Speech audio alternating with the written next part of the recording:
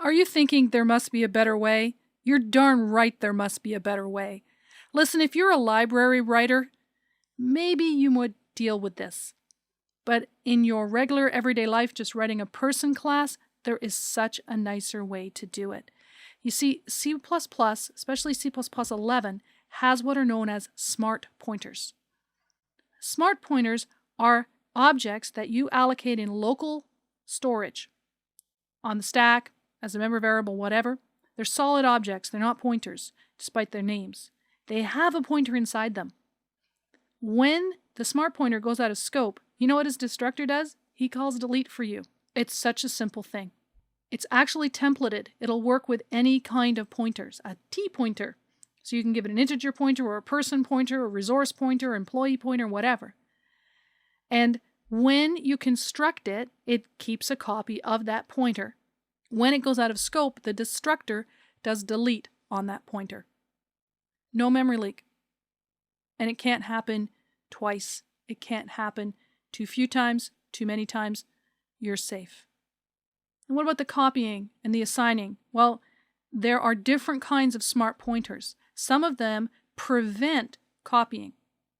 So you simply can't copy a unique pointer. Others keep track of how many people are using the pointer with a reference count.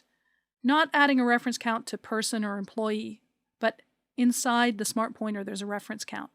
And so the destructor just decrements the reference count, and when it gets to 0, deletes it.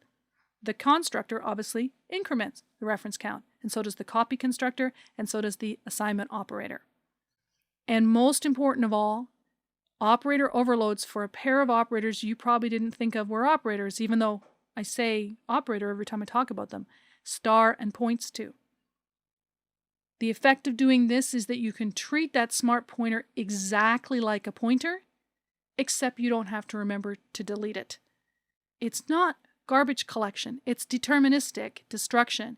It will get deleted exactly when it goes out of scope or when the last person using the shared pointer goes out of scope.